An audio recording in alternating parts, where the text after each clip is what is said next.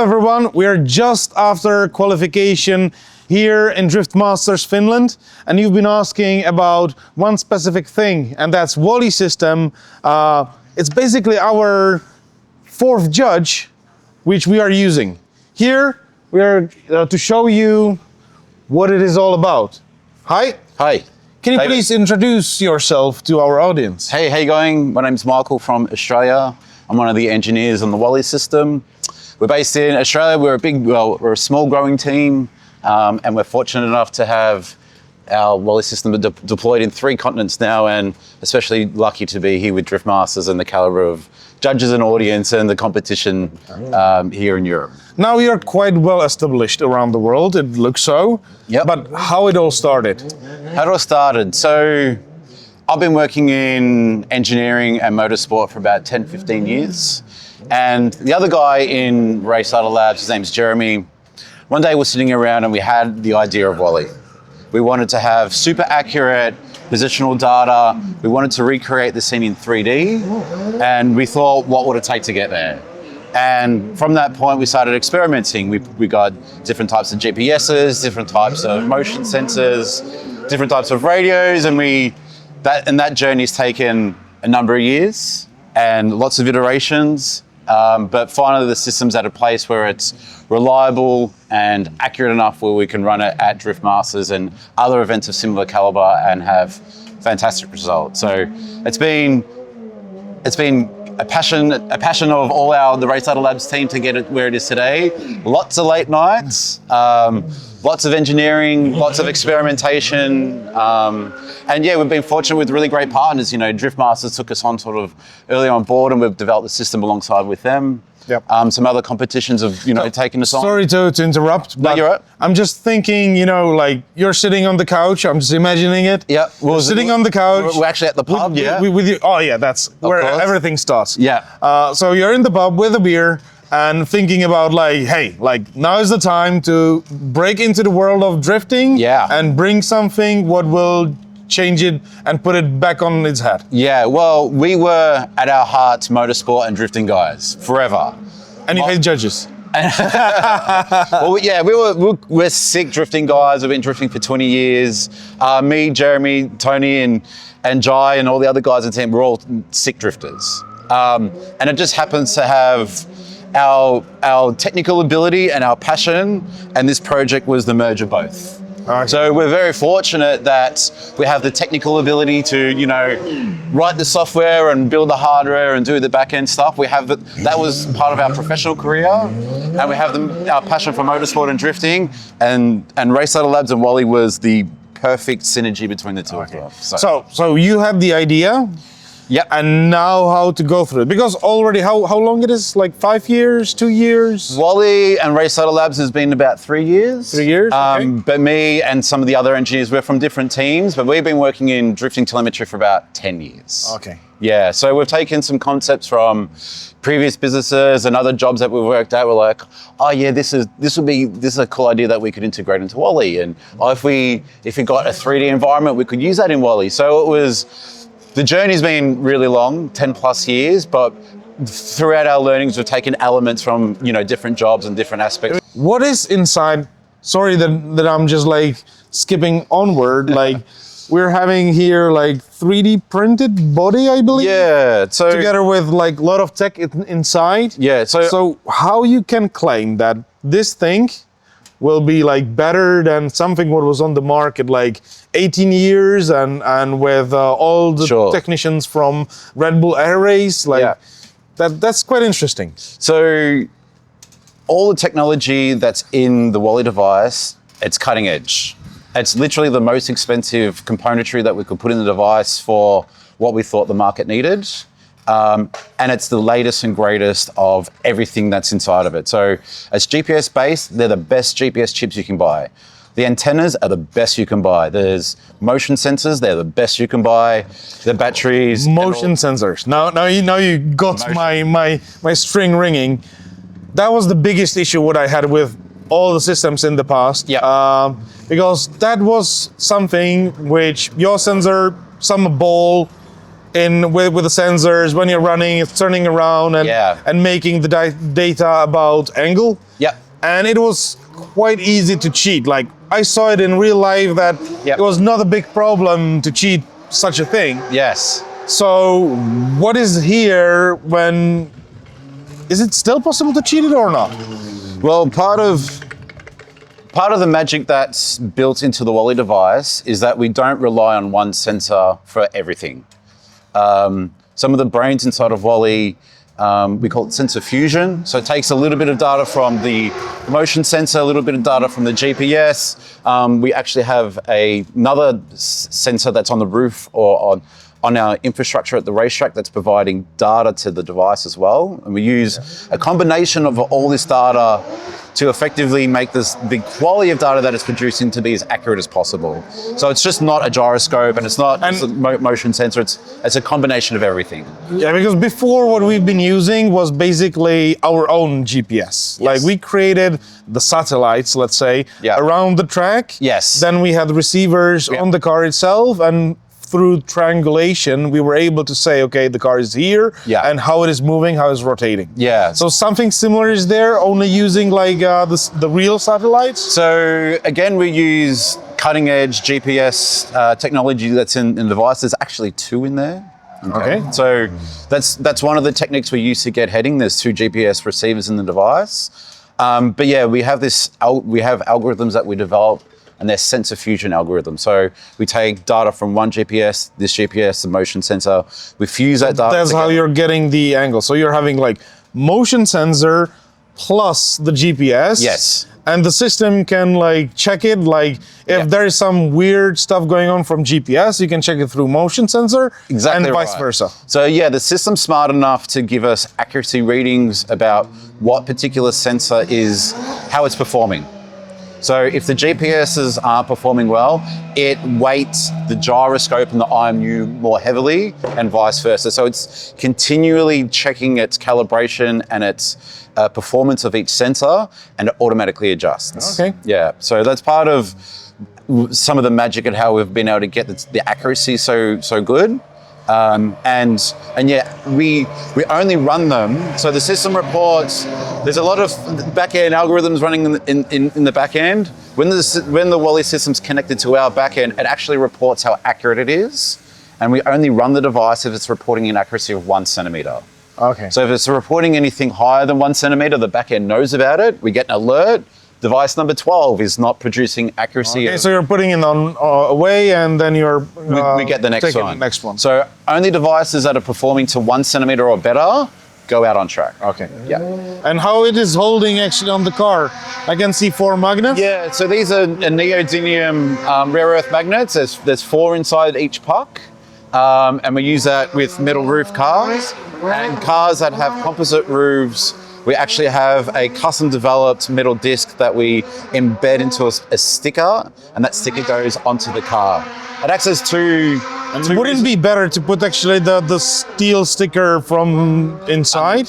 It's a bit of a balance between getting the right pull force off the device, so where it can come off easily, and being able to swap them easily as well. So too hard is not good, too little is not good because they fall off. Oh, okay. It's about finding the right balance. And how the device will know that this car is this car? yeah, so we've got custom developed RFID tags. Okay, I will take it from you. Yeah.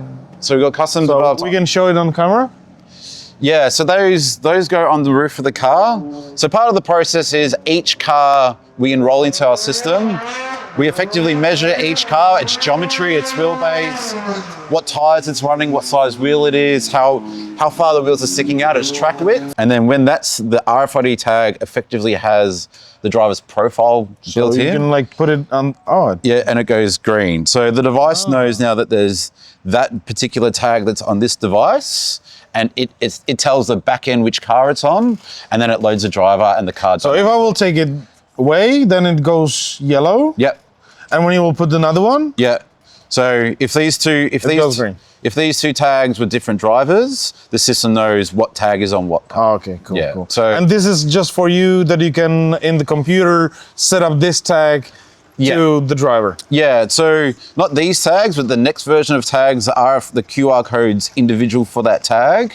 So we want the driver to scan the tag and then all their runs show up. Oh, Yeah, so, that's cool.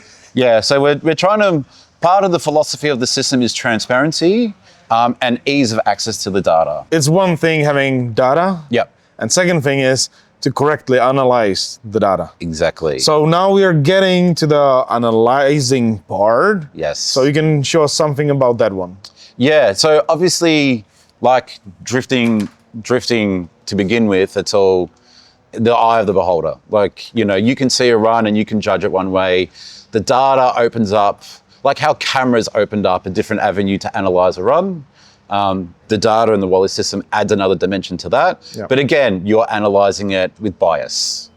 So drifting in general, a driver will view their run differently how their competitor will view it. So, I would just say it's not biased towards driver, it's biased to my perspective of yeah, drifting, right? That needs to be very clear. Yeah. Like. So it's not the judge's bias, it's more the team's bias. Okay. Yeah. So teams will review the run and say, oh, I did a perfect run, and how they see the data and how a judge will see the data be like, well, maybe you didn't really see your tire off there, or maybe you didn't see that little squirm that I saw, because but that's probably a whole nother conversation about bias and drifting and how it gets interpreted. But moral of the story is that we're trying to provide the data so to remove biases, to make it more transparent, and to make it more clear, and to help you guys and to help the drivers understand why they got a score. Yeah. Actually, today during the qualification, I used it a couple of times, and it was like, I saw something which looked fishy, or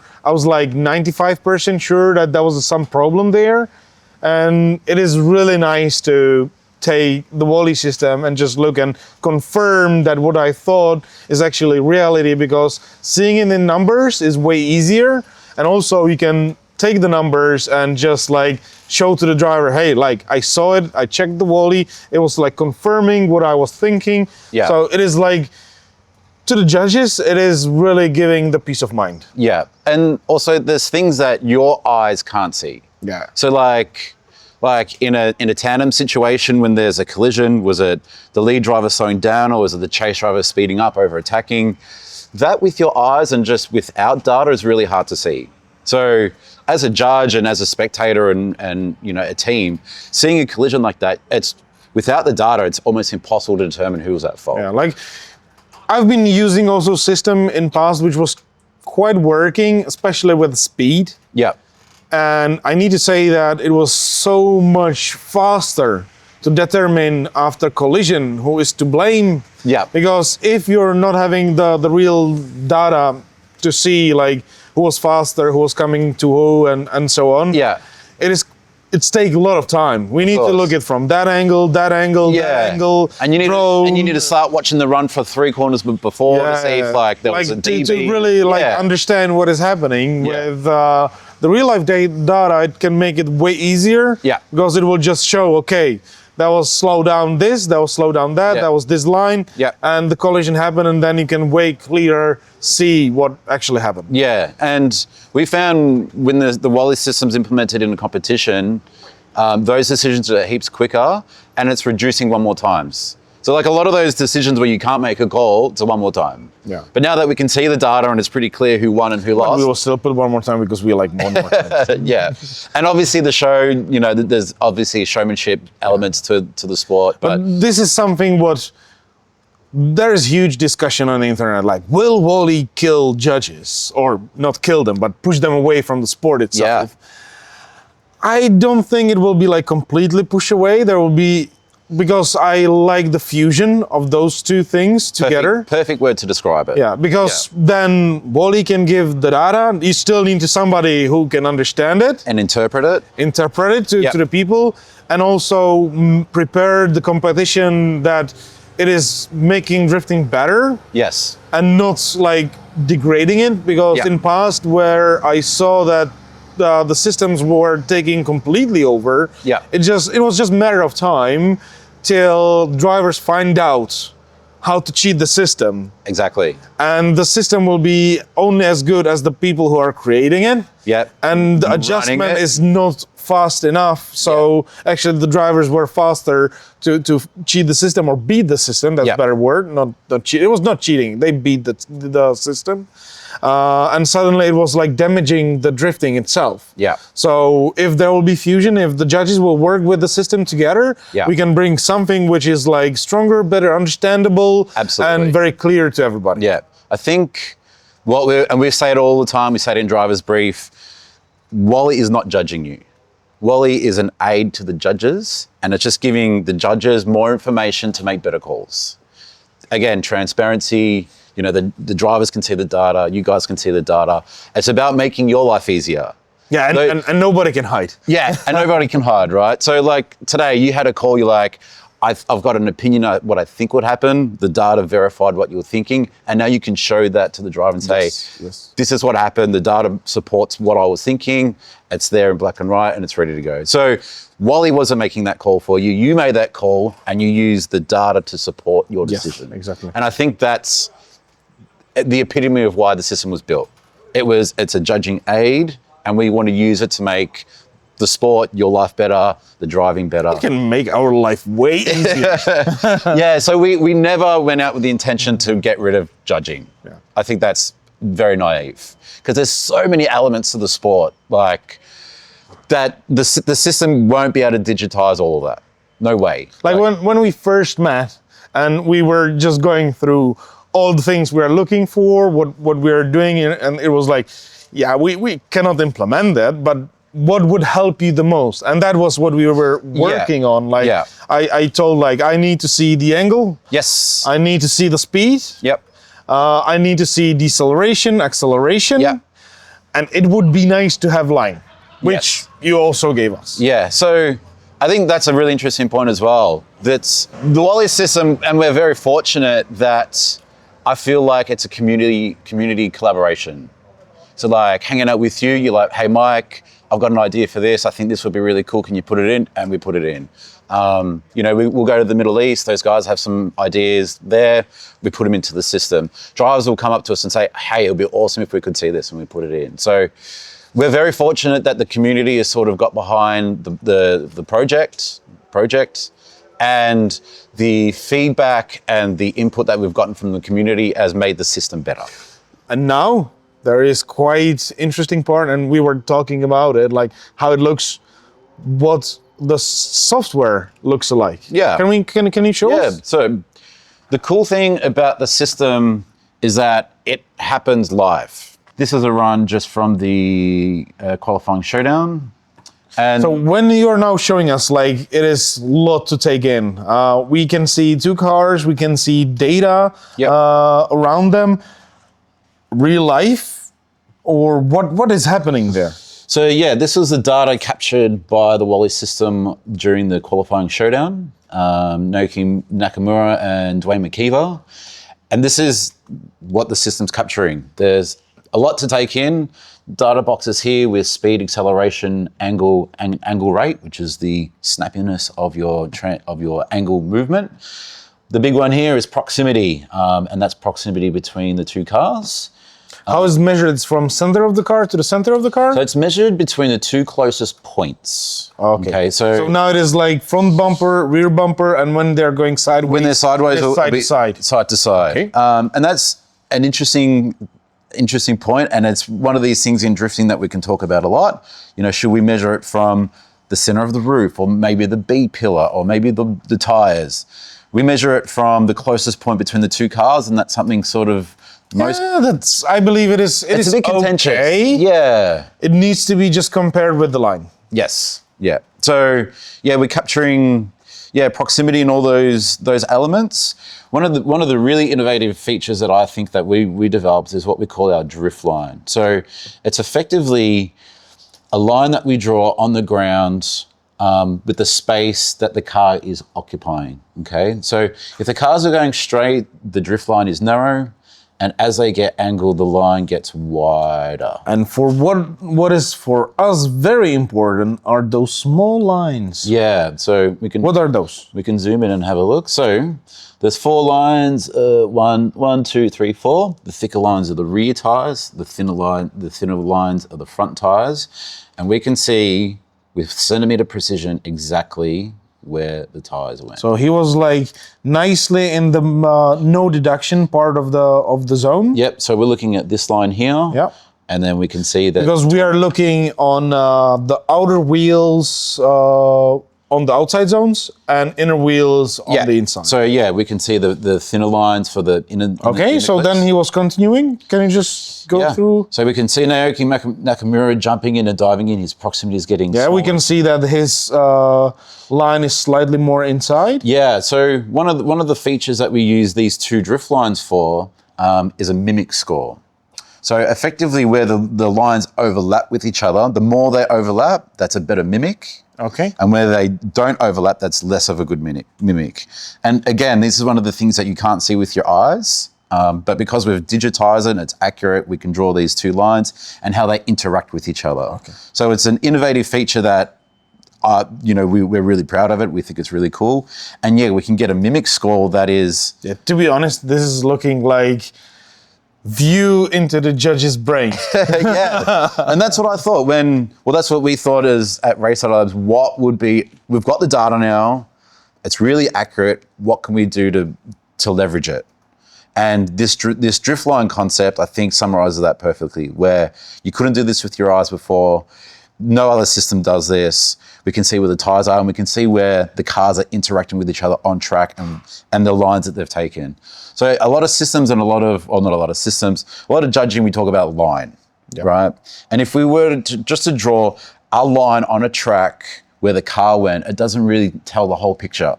Okay. Because a car's wide and it's got dimensions and it rotates. So having this drift line that we developed, it kind of captures a picture pretty completely. So having the shape, the dimensions of the shape move and go on the track to exactly where the car was, it just paints a better picture of the scene and how this battle went. Can we go through it? I would like to see coming to Outer Zone 5 and onwards. Yeah, so we can play the scene. One of the cool things is we can pan and zoom around and see exactly what was happening. Again, so far this part was okay, understandable for us. Just let's continue with that one. Then he's coming to the Inner Zone 3 where he cut it a little bit. Yep. Then he's going through Outer Zone 4. That is okay. In the no-go, he's almost touching it. That's fine for us. I believe it was not deducted. And then Outer Zone 5. And now there is deceleration. And this is something what we had the discussion. And that's why I was calling it one more time and the other two judges were calling it for Nakamura. This is something what we had the discussion with the judges during the showdown where we were discussing how much Wayne was decelerating throughout the orange zone at Outer Zone 5 and how long he was decelerating. I was just saying that, yes, it was a little bit longer than it should be, but then he was back on throttle and it was going. And the other judges were like, yeah, but it damaged the run too much to give him one more time. And that's pretty nice to see now that, yes, there was like a little bit of deceleration longer than it should be. Yep. You can, space. Space, yep. So you can see that he's running and now starts deceleration. Yep, which is now decelerating by -4 meters per second. Yep. So he's gone from 70 down to 65, and then he's back on throttle again. So his deceleration was longer by 2-3 meters. Yeah, outside of the zone. For me, it was just like deduction. For them, it was like big deduction. Yes. And that's something what comes to the judge's perspective and how everybody is judging. That doesn't mean that I'm against them, like that I was right or they were right. No, we completely understood where both we are coming. Yeah. And sometimes I'm called Mr. One More Time because if it is like just that close to each other, I'm just rather sending it one more time. And you would have never been able to see that with your eye. No way.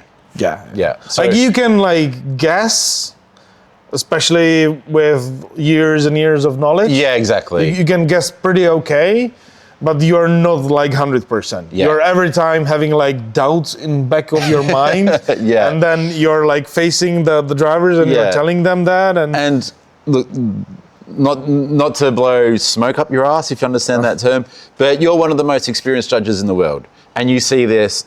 You're involved in judging a lot. Yes. So your knowledge and your intuition, you can probably gauge, shallowing up and slowing down a little bit better than another judge that's probably not experienced. So I think you might be a case where you can see it probably a little bit better than the next judge, and the next judge probably couldn't see it as well as you can. So this sort of opens up that perspective for and it can other help judges. a lot with one thing, and there is not enough experienced judges in the world. Like this is like big issue at this moment. Yeah. Like a lot of countries are taking like judges through half of the world just to bring them there because there is not enough judges in that area. Yeah. And system like that can make from like not that much experienced judge quite experienced. Yeah, so it just brings their caliber of calls up. Yes, Yeah. because it makes the life of the judge way easier.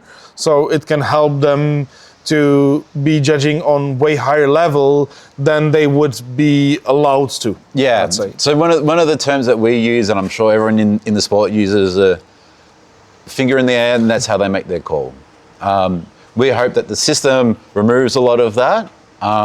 And with the data, you can see slowdowns and you can see decels in areas that you can't. So we're hoping that it removes a lot of that. Inexperienced judges, I judge as well. I'm nowhere near the experience of you guys. But with the system at my disposal, my calls have gone from a finger in the air and like other judges a finger in the air to it's now backed by data. Yeah. So the guesswork is removed. So other judges use the system and their guesswork is removed, and they say that it's making their calls heaps better for the sport. A situation where someone could have lost, now the data proves that they should have won. That's progressing the sport and making it better. So now we'll see how much it will be integrated in Drift Masters in the future. Thank you very much. Thank you. We're so fortunate to be with such an experienced team. Obviously, Drift Masters is the best show in the world. Super privileged. Again, it's a collaboration with the industry, and we're just super fortunate to be here and be a part of it. Thank you very much. Thank you, Dave.